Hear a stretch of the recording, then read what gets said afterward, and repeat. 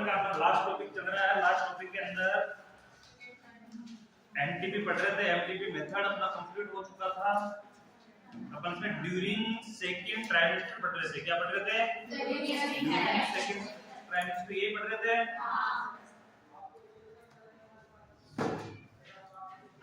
तो हेडिंग लगाओ, during second trimester.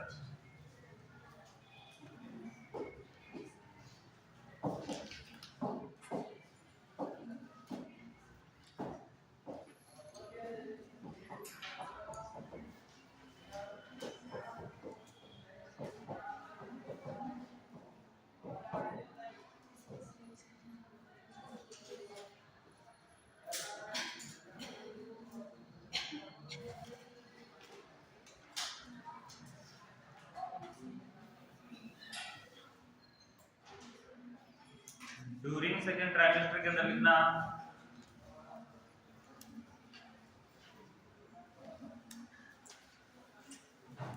Second trimester में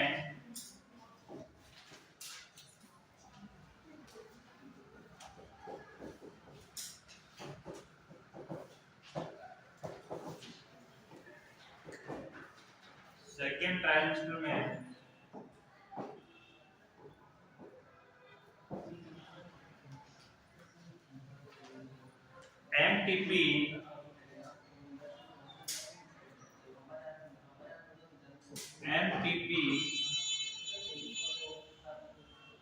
में गर्भावस्था, एमटीपी में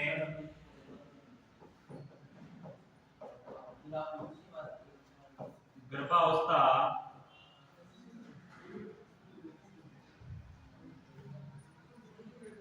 13 से 15 वीक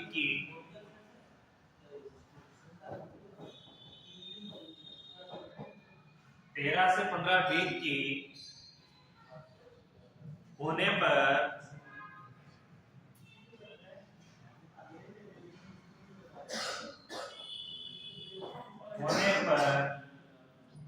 डीएनई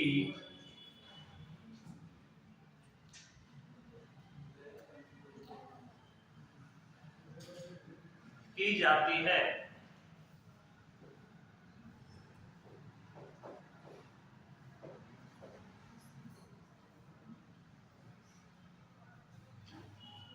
सेकेंड ट्राइमेस्टर में एमटीपी में गर्भावस्था 13 से 15 वीक की होने पर क्या की जाती है? डीएनई की जाती है।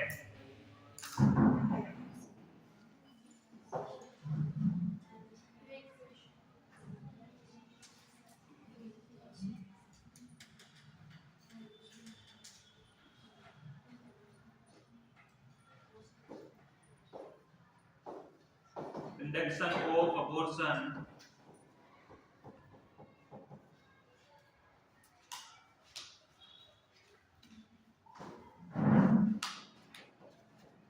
के लिए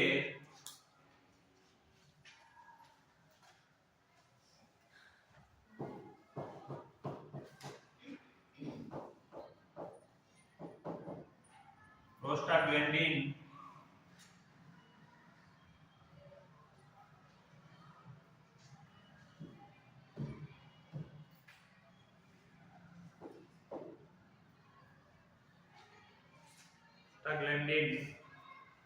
का भी उपयोग किया जाता है।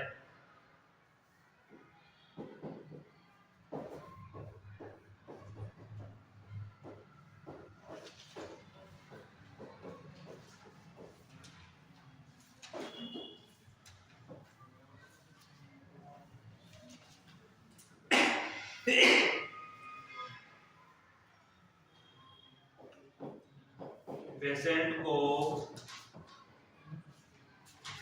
ऑक्सीटोसिन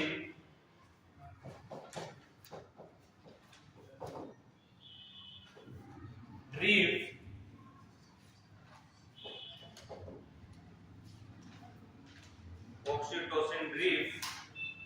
स्टार्ट की जाती है।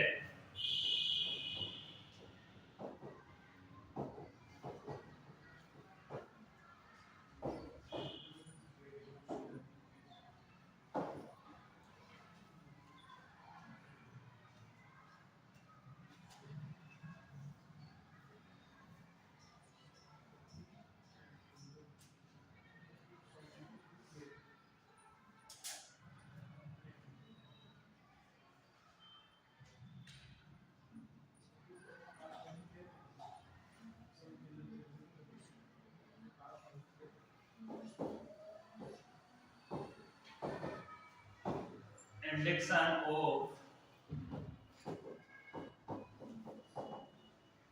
अबॉर्शन के लिए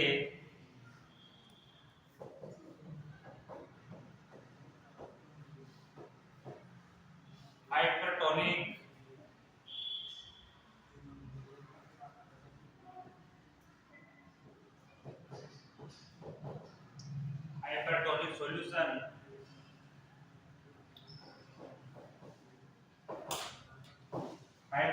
सॉल्यूशन का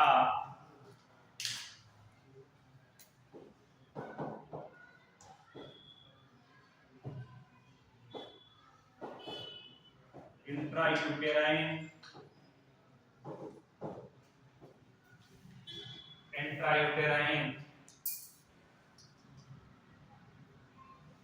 इंस्टिलेशन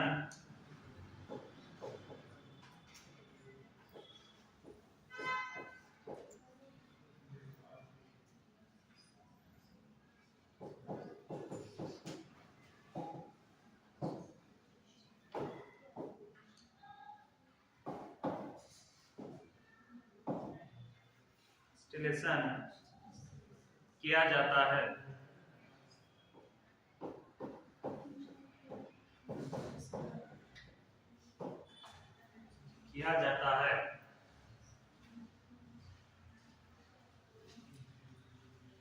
हाइपोटोनिक सॉल्यूशन के रूप में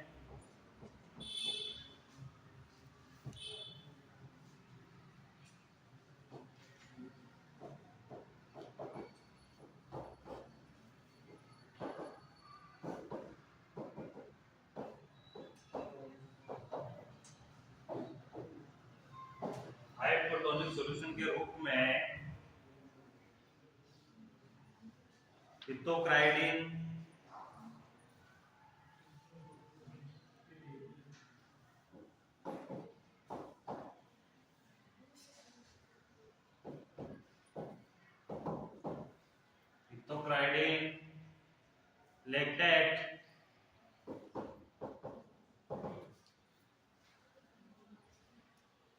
के 0.1% विलियन का उपयोग किया जाता है।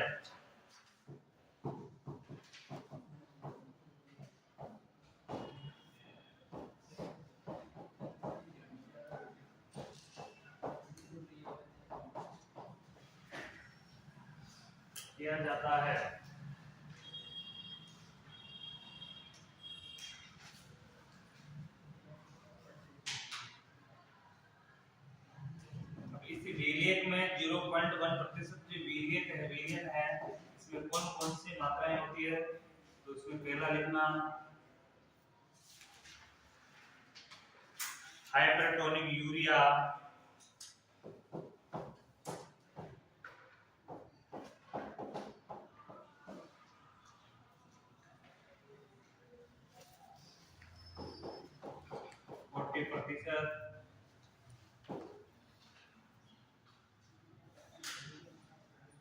सलाइन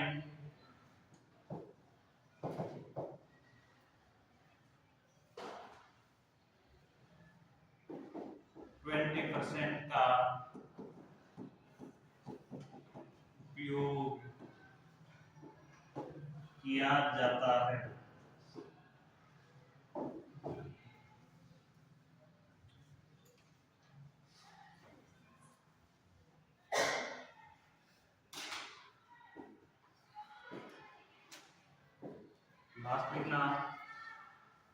कुछ विशेष परिस्थितियों में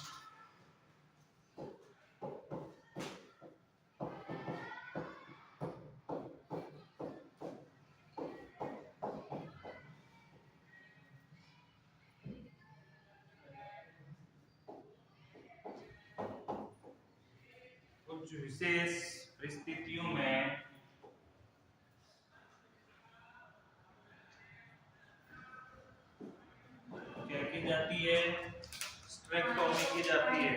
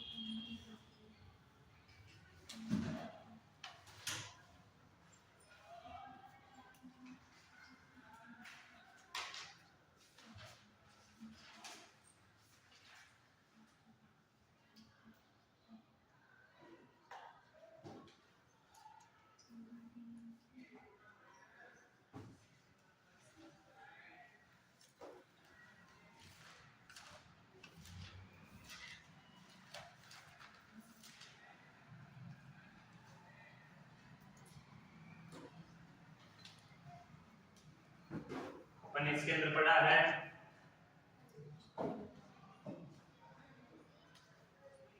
सबसे पहले कंडीशन चेक करना।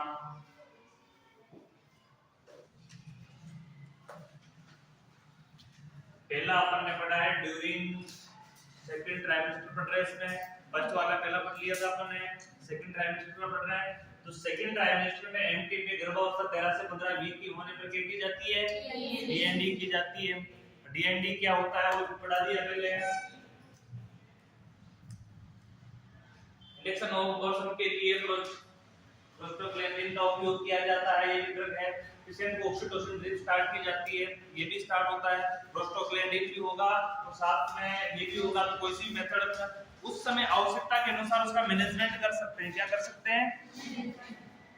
आवश्यकता के अनुसार उसका मैनेजमेंट कर सकते हैं कि आवश्यकता क्या है। ऑक्सीटोसिन देना है, प्रोस्टाग्लैंडिन का उपयोग करना है या एमटीपी का उपयोग करना है। एमटीपी में डीएनडी का उपयोग करना है। एमटीपी तो कर ही रहे हैं अपन। इसके अलावा इंजेक्शन ऑफ अबॉर्शन के लिए हाइपरटोनिक सॉल्यूशन का इंट्रायूटेराइन इंजेक्शन किया जाता है। यानी कि हाइपरटोनिक एक सॉल्यूशन होता है। इस सॉल्यूशन को क्या करते हैं? यूट्राइन कैविटी में छोड़ा जाता है। क्या किया जाता है? इस फ्लूइड को, सॉल्यूशन को यूट्राइन कैविटी में छोड़ा जाता है। यूट्राइन कैविटी में छोड़ने के बाद इसको क्या किया जाता है? संक्शन किया जाता है। इसका क्या किया जाता है? संक्शन किया जाता है। ये फ्लूइड के साथ जो अंदर का मटेरियल है वो क्या आ जाता है? बाहर आ जाता है। वो मटेरियल क्या हो जाता है? बाहर आ जाता है। हाइपरटोनिक सॉल्यूशन के रूप में इथोप्राइडिन लेके 0.1% विले का उपयोग किया जाता है। इसमें हाइपरटोनिक यूरिया 40% और सलाइन कितना होता है? 20% का उपयोग किया जाता है। कुछ विशेष परिस्थितियों में स्ट्रोटोमी की जाती है। स्ट्रोटोमी क्या होती है? वो स्ट्रेक्टोमी होता है। वो स्ट्रेक्टोमी है। इसके अंदर कुछ नहीं होता है। इसके अंदर ये है कि यूटेरस की सफाई करने के लिए यूटेरस में चीरा लगाया जाता है। क्या किया जाता है? चीरा लगाया जाता है। जिनको ऑपरेशन करते हैं उस कंडीशन में वो स्ट्रेक्टोमी होता है। स्ट्रेक्टोमी में तो उसको निकाल रहे हैं, स्ट्रोटोमी है।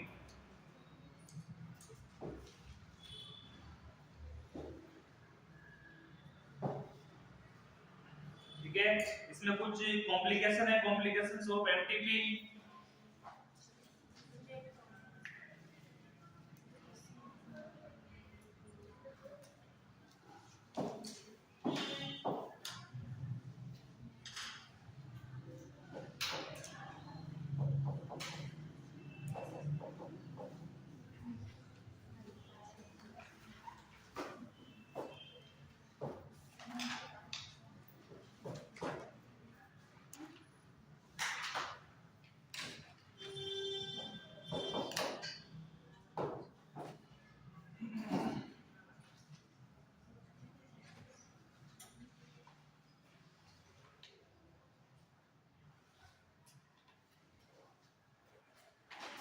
सबसे पहली है जिसमें लिखना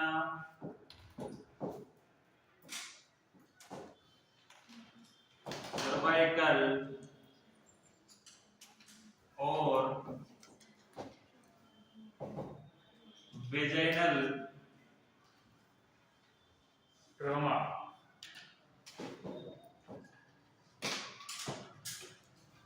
इसको हिंदी में बोलते हैं सर्वेक्स, गिरवा और वेजाइना में चोट लगना, जन्म मार्गों में चोट लगना।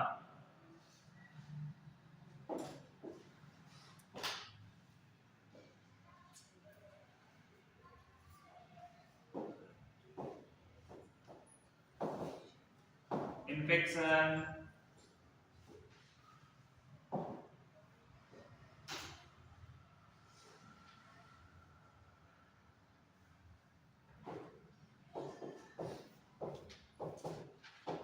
incomplete abortion,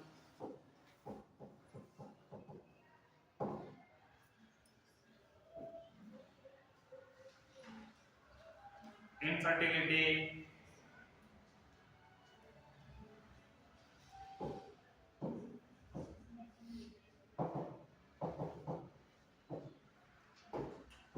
infertility,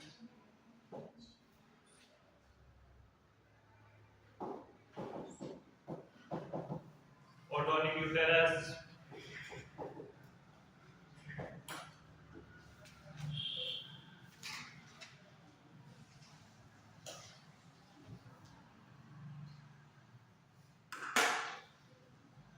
hemorrhage,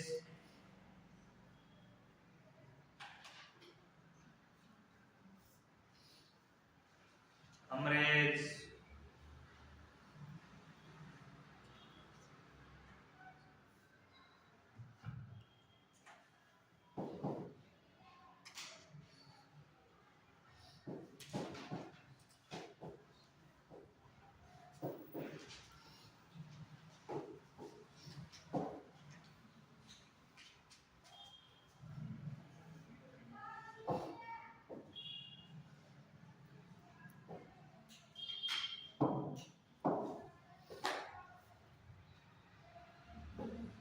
hemorrhage के बाद लिखना ओटोन्यूक्लियस हो गया, hemorrhage, post abortal triad,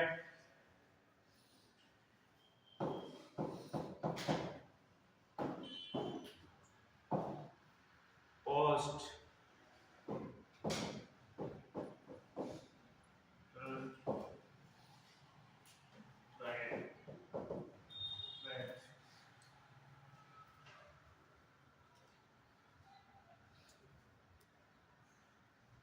जैसे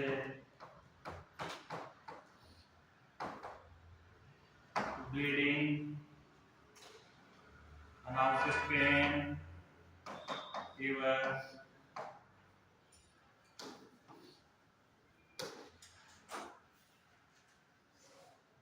shock,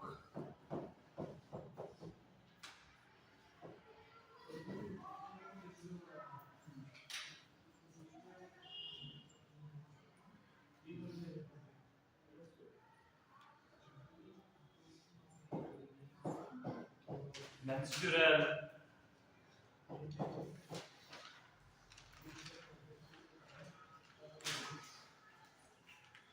disturbance,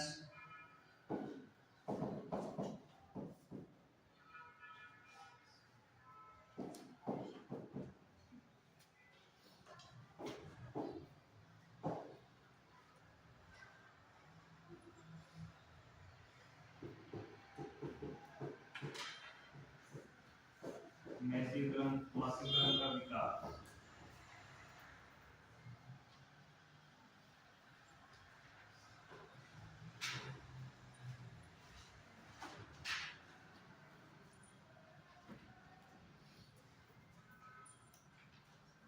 इसमें एक ओटोनिक यूटेरस आया है जो अभी तक आपने नहीं पढ़ा, तो ये आने वाले टाइम पे आप पढ़ोगे, लेकिन फिर भी इसके बारे में समझा देता हूँ। ये वो कंडीशन है कि जिसके अंदर बच्चा बाहर आ जाता है लेकिन यूट्राइन कैविटी का जो शेप है वो नॉर्मल नहीं होता, वैसा का वैसा ही रहता है, उस कंडीशन को बोलते हैं ओटोनिक यूटेरस।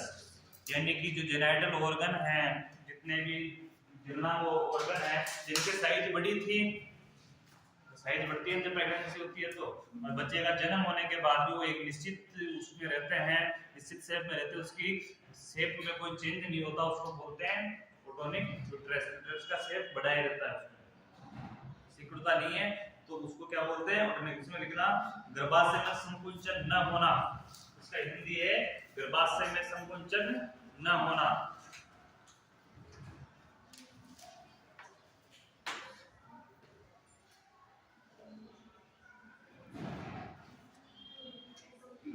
ये होने से एक गंभीर जटिलता होती है, ओटोनिक यूटेरस है, इसकी वजह से एक गंभीर जटिलता होती है, उस गंभीर जटिलता को कहते हैं अपन हेमरेज। क्या बोलते हैं? Haemorrhage, PPH, postpartum haemorrhage. क्या होता है उससे? Postpartum haemorrhage.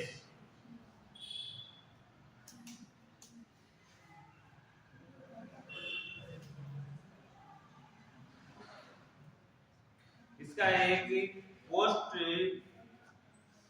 एब्रोटल ट्राइड इसमें है कि ये सेप्टिक गर्भपात, ये इस प्रकार का गर्भपात ऐसी कंडीशन होती है जिसके अंदर अनावश्यक तीन चीजें होने के चांसेस होते हैं, जिसमें है तो अचानक ब्लीडिंग हो जाती है, दूसरी अचानक कोई ज्यादा पेन स्टार्ट हो जाता है, और एक कंडीशन कौन सी है? फीवर है, अचानक ज्यादा बुखार, ऐसा बुखार कि लंबे समय तक रहता है, उतरता नहीं है, उस कंडीशन में ये भी एक कॉम्प्लिकेशन है।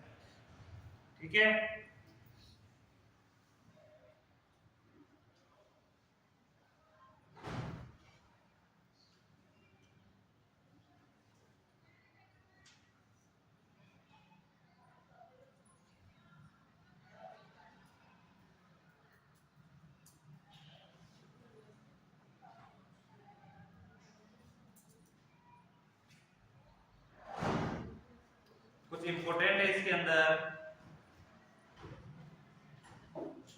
देख लो और लिख लो, स्पेशल पॉइंट के नाम से लिख लेना।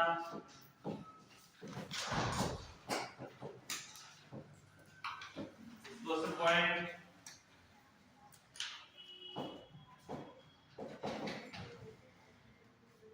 Review of method of MTP.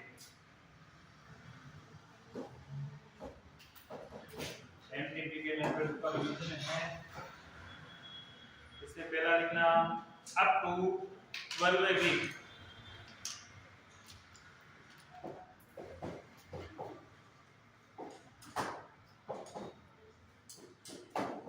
First trimester. इसमें सबसे पहले लिखना मेडिकल।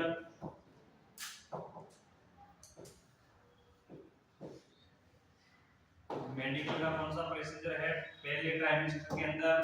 तो मेडिकल में सबसे पहली चीज आती है वो थी प्रोस्टोग्लैंडिन। क्या है? प्रोस्टोग्लैंडिन।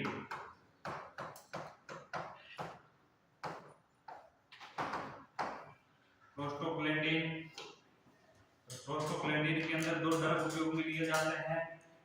पहला है मिपेरिस्टोन,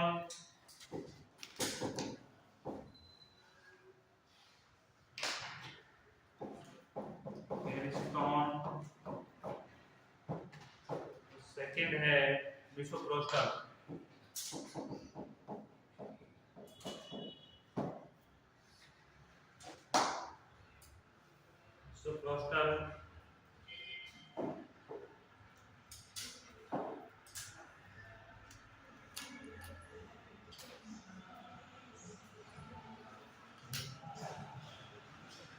इसका सर्जिकल मेथड है।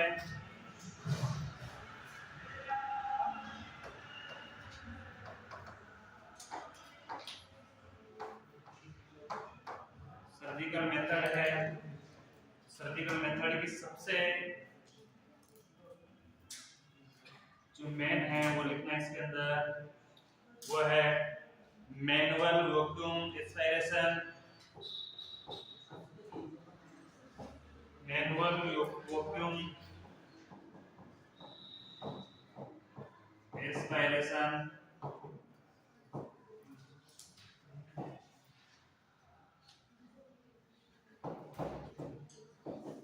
Suction evacuation.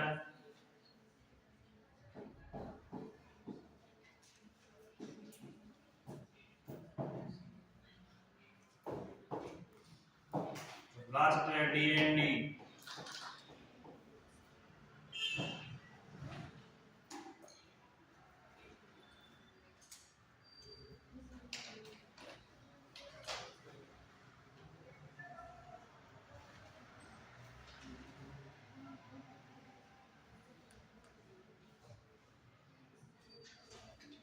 ये अपन ने अभी मेथड ऑफ एमटीपी पढ़ा है। एमटीपी मेथड के अंदर हमने ड्यूरिंग फर्स्ट ट्राइमेस्टर पढ़ा है। ड्यूरिंग फर्स्ट ट्राइमेस्टर का इंपॉर्टेंट पार्ट है वो ये है लिखवाया गया। इसमें कौन कौन से मेथड उपयोग में होते हैं? फर्स्ट ट्राइमेस्टर में जो मैनेजमेंट इसका किया था अपन ने उसका, जिसमें फर्स्ट ट्राइमेस्टर में पहला है मेडिकल, और मेडिकल में प्रोस्टोग्लैंडिन उपयोग में ली जाती है, उसमें दो ड्रग उपयोग में लिए जाते हैं। इसके अलावा सर्जरी होती है, और सर्जरी के अंदर तीन चीजें मेन है। सर्जिकल में कितनी मेन है? तीन। इसमें एक क्या होता है? Manual vacuum aspiration, suction evacuation और डीएनडी। ये इसका मतलब शॉर्ट रूप है उसी का जो अपन ने पहले इसे थ्योरिकल पढ़ा है, अब इसका शॉर्ट रूप पढ़ा है।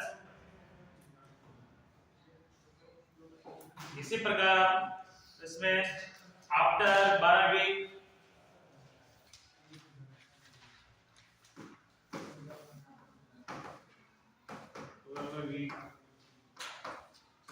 सेकेंड ट्राइमेस्टर,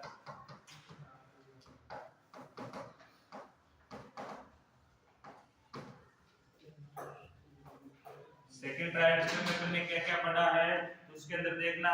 सबसे पहला मेथड इसमें पढ़ा है तुमने तो वो डीएनडी। क्या पढ़ा है? डीएनडी। डीएनडी। फिर है इंट्रायूटेराइन।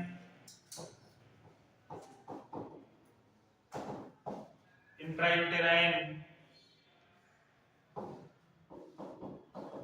Relation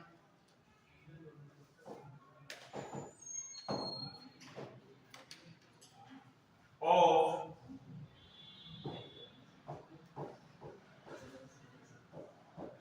hypertonic solution। ये भी मेथड पढ़ा है। इसके अलावा इसमें थर्ड अपन ने पढ़ा है वो ऑक्सीटोसिन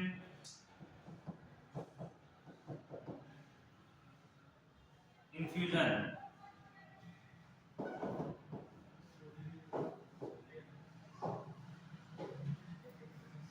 लास्ट अपन ने पढ़ा इसमें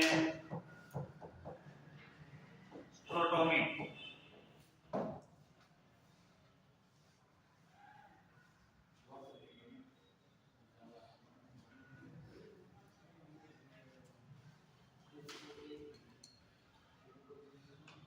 अपन ने मेथड ऑफ एमटीपी पढ़ी ना, ध्यान दे रहे हो सारे। मेथड ऑफ एमटीपी का जो टॉपिक था उसमें पहला लिखा आपने ड्यूरिंग फर्स्ट ट्राइमेस्टर और दूसरा पढ़ा आपने ड्यूरिंग सेकंड ट्राइमेस्टर। जो ड्यूरिंग सेकंड और ड्यूरिंग फर्स्ट का शॉर्ट रूप अपन ने स्पेशल पॉइंट पे लिखा है, जिसमें ऊपर लिखा है अपने अप टू 12 वीक यानी फर्स्ट ट्राइमेस्टर। फर्स्ट ट्राइमेस्टर में सबसे पहले कौन सा मेथड उपयोग में किया जाता? मेडिकल। अपन थ्योरी की मेडिकल लिखा है और मेडिकल में चॉइस जो ड्रग था वो कौन सा? प्रोस्टाग्लैंडिन था। तो प्रोस्टाग्लैंडिन के दो मेन ड्रग्स थे, जो कौन कौन से थे? फिर सर्जिकल मेथड है। सर्जिकल मेथड के तीन पार्ट थे। सर्जिकल मेथड के कितने पार्ट थे? तीन पार्ट। तीन पार्ट में पहला पार्ट मैनुअल वैक्यूम एस्पिरेशन। पहला क्या था? Manual vacuum aspiration. सेकंड कौन सा था? संसन इवैक्यूएशन। और थर्ड डीएनडी। ठीक है। इसी प्रकार आफ्टर 12 के सेकंड ट्राइमेस्टर में अपन ने पढ़ा था सबसे पहला डीएनडी, डी प्लस ई हो गया। Third second intrauterine infusion of hypertonic solution. फिर थर्ड प्रोस्टाग्लैंडिन। इसमें प्रोस्टाग्लैंडिन भी ऐड कर लो।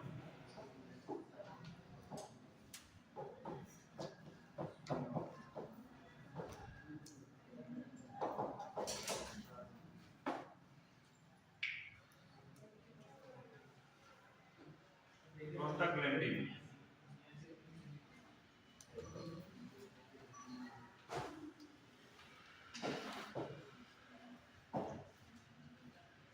अब बहुत इजी है और आने वाला टॉपिक इंपॉर्टेंट भी है।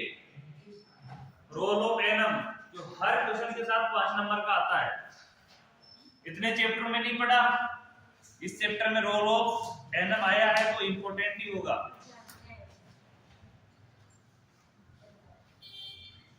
सबसे ज्यादा कंफ्यूजन रोल ऑफ एनम में होता है। इसका जो मैटर है वो तो लिख सकते हैं, लेकिन इसका काम नहीं आता हो ना तो एनम का रोल नहीं लिख सकते अपन। अपने को बोल दिया जाए इसमें कि लेबर में एनम का क्या रोल होता है, रोल ऑफ एनम लिखिए। क्या लिखोगे आप? जब भी लिख पाओगे जब आपको लेबर की नॉलेज होगी। कब लिख पाओगे? जब लेबर की नॉलेज होगी। आपको पूछ लिया जाए किसी टॉपिक के बारे में कि अबॉर्शन में एनम का रोल लिखो या नर्सिंग का रोल लिखो अबॉर्शन में, तो जब भी लिख पाओगे कब? जब आपको अबॉर्शन की नॉलेज होगी। वो एनएम के रोल गए फर्स्ट ईयर में पढ़े थे तो कि मलेरिया में लिख दो, नॉर्मल लिख दो, तो उसमें सीधा साफ सफाई रखना है। मलेरिया का है तो लिखा डीटीटी का छिड़काव करना है, दूर रहने के लिए कहना है, मच्छर को कम ये पानी गड्ढा भर के नहीं रखना है, इसके बारे में संबोधित करेंगे। उससे संबंधित ट्रीटमेंट करवाने ये करेंगे, हेल्थ एजुकेशन देंगे, वो है। अब का इसमें मिडवाइफरी में एनएम का रोल आएगा, वो इंपॉर्टेंट आएगा।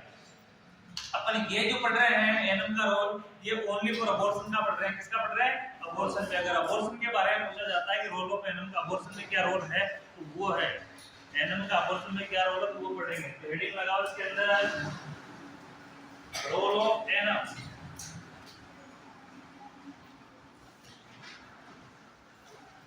एक साइड के अंदर स्पेशल नोट लिखना है, इसके अंदर दी हुई ये बहुत अच्छी चीज है।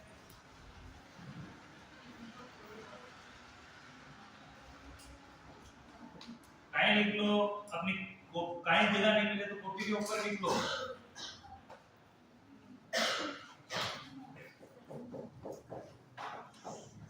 इंपॉर्टेंट है, बहुत इंपॉर्टेंट है, कंपटीशन का क्वेश्चन है। आरएच नेगेटिव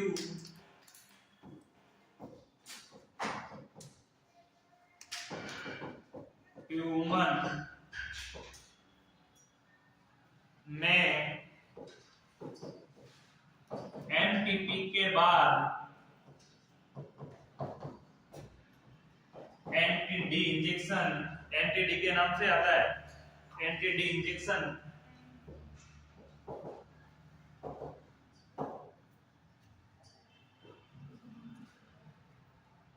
लगाया जाना चाहिए।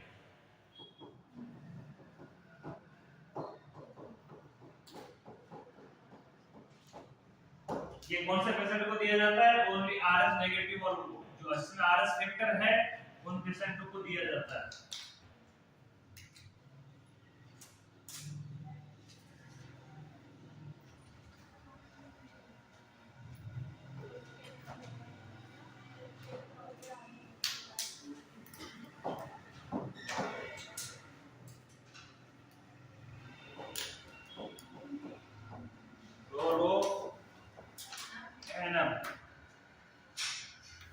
या हेल्थ वर्कर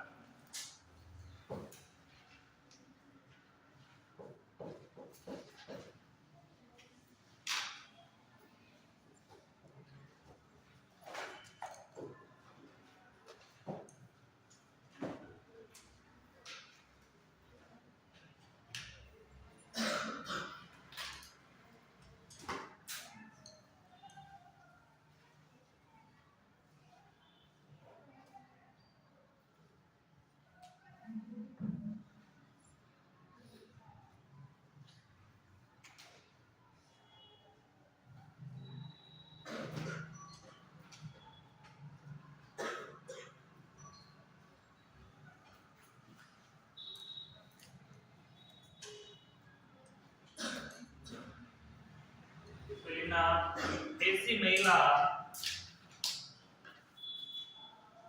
जिसका अबॉर्शन हुआ है या गर्भपात हुआ है, ऐसी महिला जिसका गर्भपात हुआ है,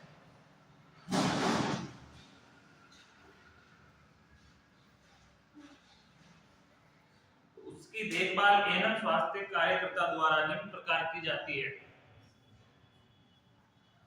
देखभाल एएनएम स्वास्थ्य कार्यकर्ता द्वारा निम्न प्रकार की जाती है।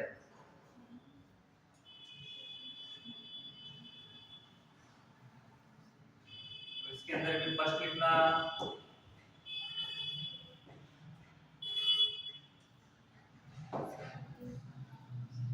महिला को दर्द होता है, कंडीशन कौन सी है? महिला को दर्द होता है। अगर ये कंडीशन है तो उसमें क्या काम करेगी? है नाम को लिखना,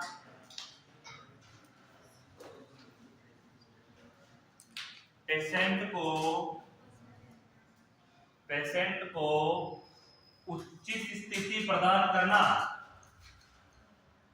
पेशेंट को उचित स्थिति प्रदान करना। पहला कार्य क्या होगा? पेशेंट को उचित स्थिति प्रदान करना। किसी फीमेल को दर्द हो रहा है तो उस कंडीशन में एएनएम का पहला कार्य क्या होगा? पहला कार्य क्या होगा? पेशेंट को उचित स्थान प्रदान करना। सेकेंड, रोगी को पर्याप्त आराम प्रदान करना। अरे इसके अंदर एरो लगा के लिखते जाओ। रोगी को पर्याप्त आराम प्रदान करना।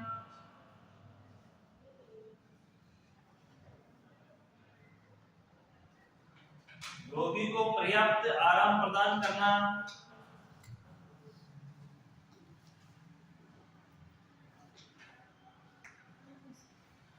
उसका दर्द कम करने उसका दर्द कम करने के लिए,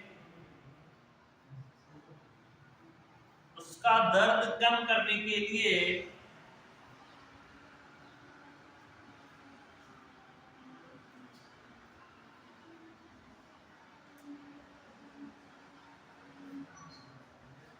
पत्रिकाएं या टीवी, टेलीविजन, पत्रिकाएं या टीवी इत्यादि द्वारा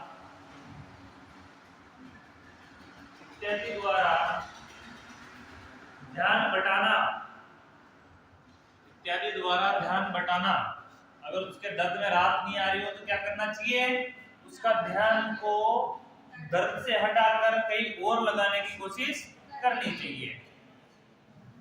अगला लिखना, महिला को शांत वातावरण प्रदान करना। महिला को शांत वातावरण प्रदान करना।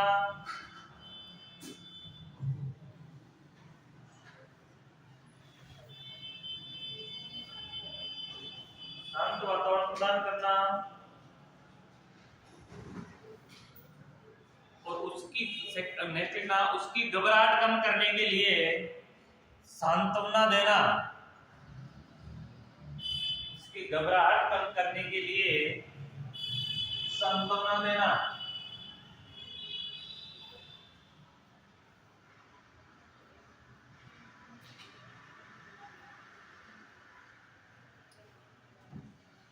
सेकंड में लिखना उचित पोषण।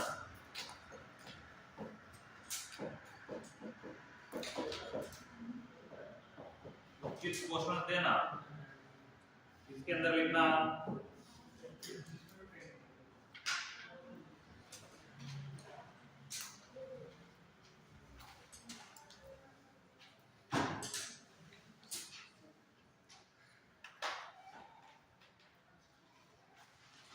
पेशेंट को अधिक ऊर्जा वाला पोषण। पेशेंट को अधिक ऊर्जा वाला पोषण अत्यधिक मात्रा में देना चाहिए।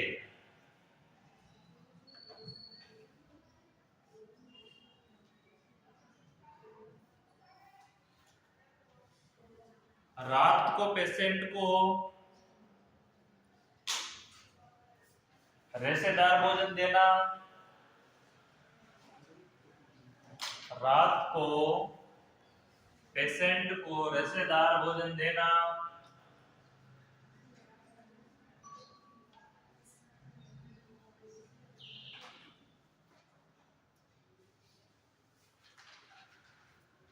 पेशेंट को हल्का व सुपाच्य खाना देना।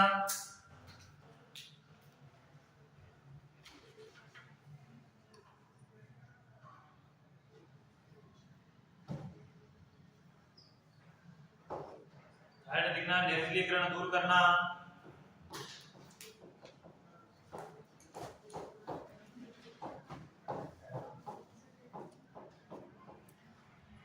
डिहाइड्रेशन खत्म करना।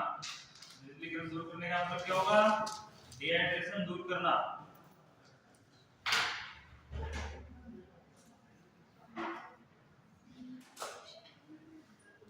महिला को पर्याप्त मात्रा में आईवी फ्लूइड देना।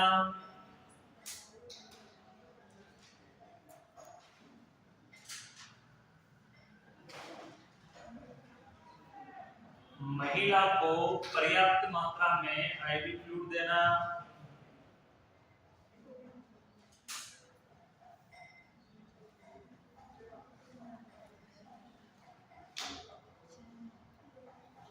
पेशेंट का इनटेक आउटपुट चार्ट बनाना। इनटेक आउटपुट चार्ट बनाना।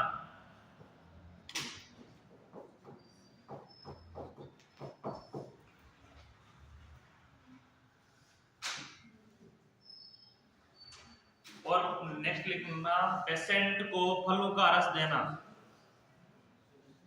पेशेंट को फलों का रस देना। इनटेक आउटपुट चार्ट क्या है,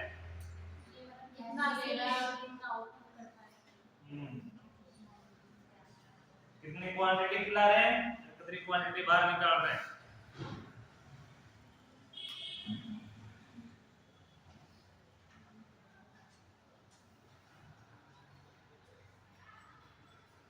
चौथा लिखना, संक्रमण से बचाव, प्रिवेंशन ऑफ इन्फेक्शन।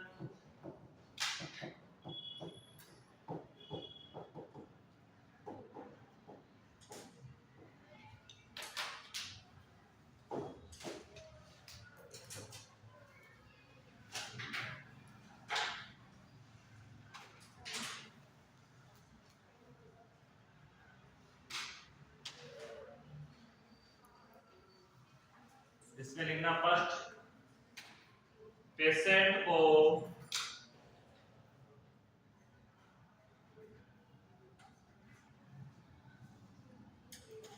संक्रमण की रोकथाम के लिए,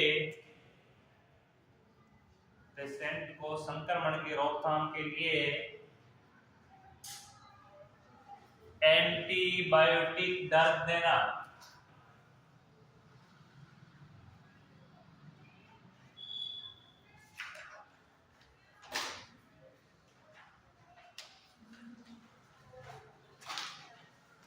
नेक्स्ट लिखना रोगी के फोमाइट्स को भी संक्रमित करना।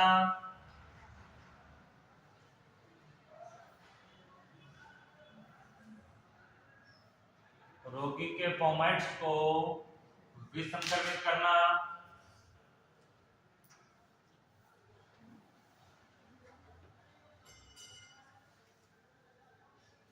पेशेंट को आइसोलेशन में रखना।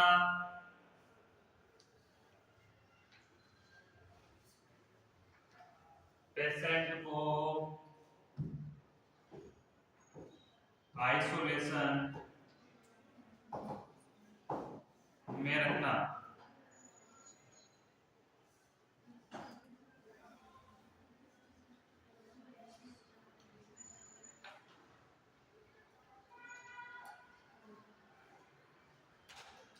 पेशेंट के वाइटल साइन मॉनिटरिंग करना।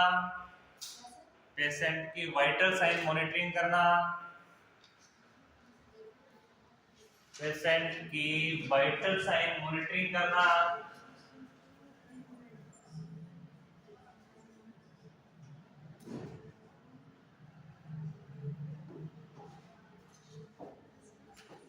पेशेंट की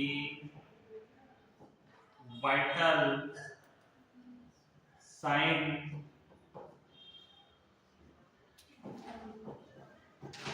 मॉनिटरिंग करना, जैसे टीपीआर बीपी। वाइटल साइन कौन कौन से हैं?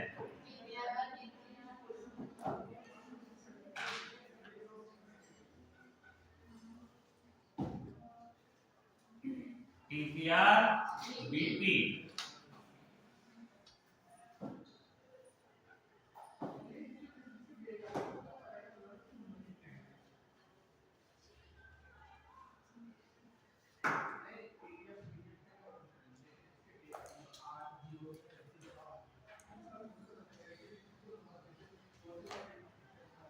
वेजाइनल ट्रैक्ट से या योनि मार्ग से रक्त स्त्राव चेक करना। योनि मार्ग में रक्त स्त्राव चेक करना।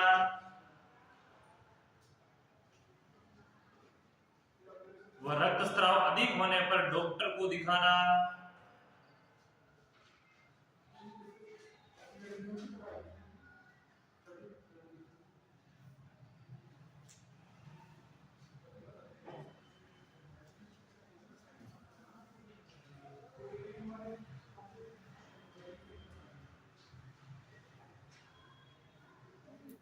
लास्ट लिखना ब्लीडिंग चेक करना हुआ है। ब्लीडिंग रक्तस्राव अधिक होने पर या ब्लीडिंग अधिक होने पर डॉक्टर को दिखाना या डॉक्टर से परामर्श करना।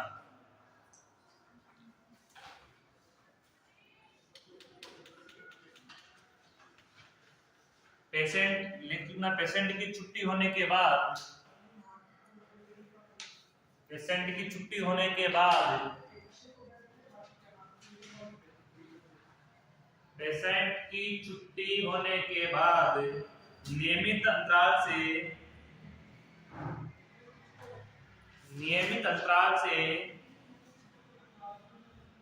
नियमित जांच के लिए प्रोत्साहित करना।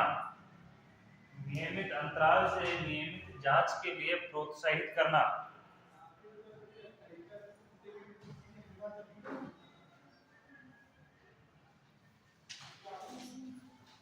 बार बार लिखना रोगी की स्वच्छता,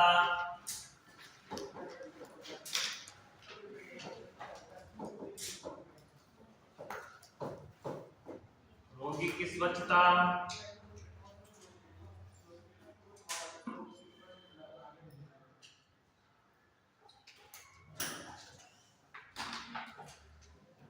इसमें लिखना पेरिनियम क्षेत्र की स्वच्छता बनाए रखना, पेरिनियम क्षेत्र की स्वच्छता बनाए रखना,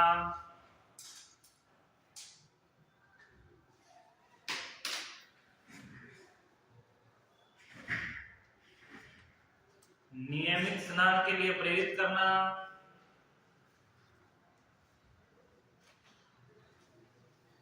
नियमित स्नान के लिए प्रेरित करना,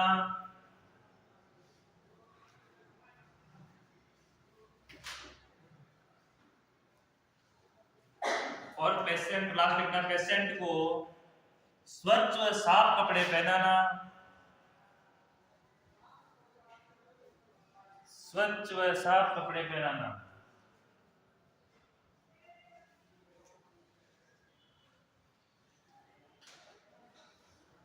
हेडिंग लगाओ पेशेंट को हेल्थ एजुकेशन देना।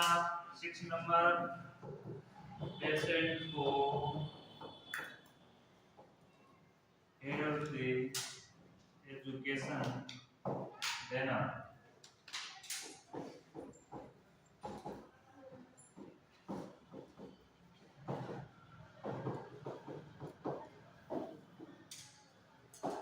पेशेंट को हेल्थ एजुकेशन देना।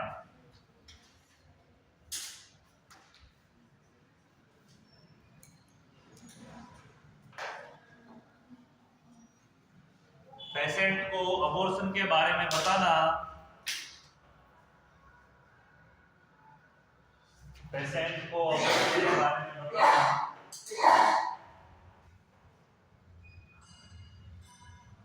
पेशेंट को अबॉर्शन के बारे में बताना।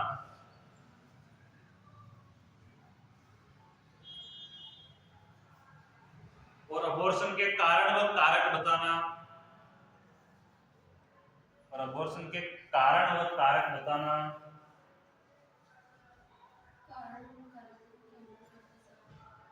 कारण और कारक बताना। कारण तो एक वो कंडीशन है कि जो एक कारणिक तौर पे, उसको कैसे समझाऊं आप लोगों को। और कारक वो है, कारक तो जो दिक्कत है, जो परेशानी है जिसके कारण हुआ, वो तो है कारक। और उस कारक के कारण कौन कौन से लक्षण हो रहे हैं, उसका क्या कारण बन रहा है, उसको बोलते हैं कारण।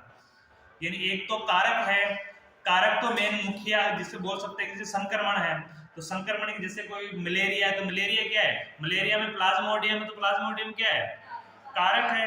और कारक के कारण कौन कौन सी उसकी बीमारियां हो रही है वो कारण में आ जाती है, कौन कौन सी उसकी समस्या हो रही है वो कारण में आती है। तो कारक एक प्रमुख है कि कोई किसी का कारण देते हैं ना, तो किसका आपका ये कारण है, उसका प्रमुख कारक क्या है उसको जानना कि आपकी कंडीशन क्या है। अब उसका जैसे अबॉर्शन में बात करें तो अबॉर्शन में उसकी स्थिति क्या है, उसके किस वजह से उसका अबॉर्शन करवाना है, वो कंडीशन।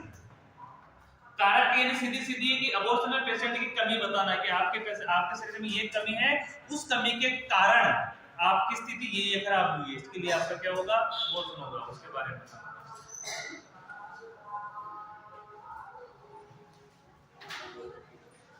पेशेंट को भारी वस्तु नहीं उठाने देना।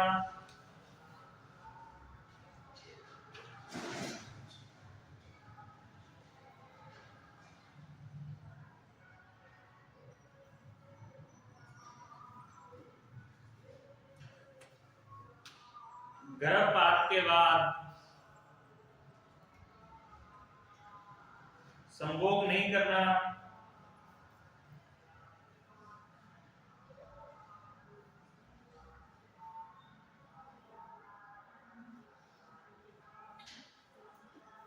समय पर दवाई लेना।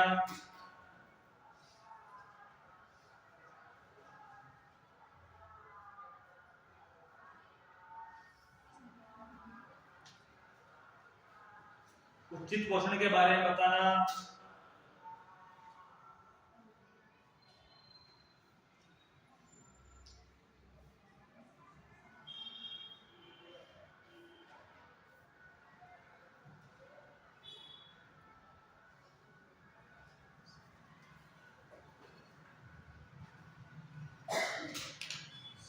स्वच्छता का ध्यान रखना,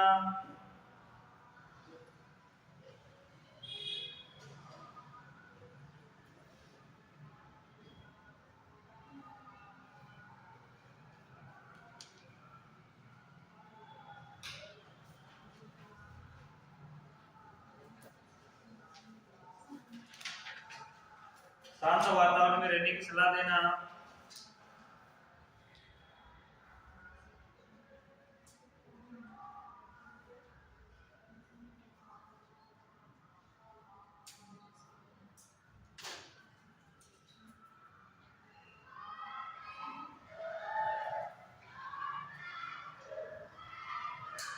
लास्ट लिखना एंजाइटी को दूर करना, एंजाइटी को दूर करना।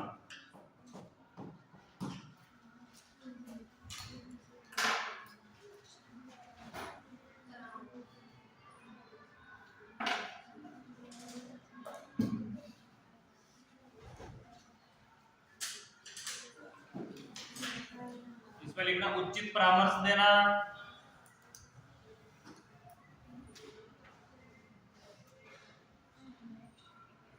उचित परामर्श देना,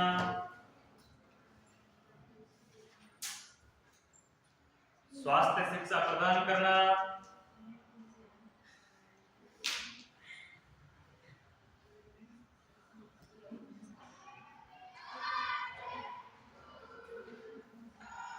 उचित परामर्श देना, स्वास्थ्य शिक्षा प्रदान करना और मानसिक रूप से मजबूत बनाना, मानसिक रूप से मजबूत बनाना,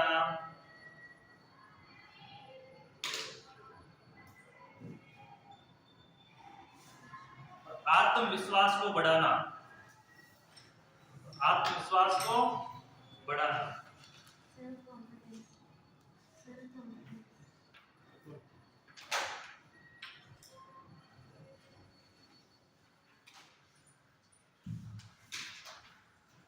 चैप्टर खत्म है, आपको 10 मिनट का ब्रेक है। 10 मिनट के ब्रेक के बाद एंटीनेटल केयर अपना अगला चैप्टर स्टार्ट होगा। इसलिए बीच में इस चैप्टर का रिवीजन कर लेना, कुछ डाउट हो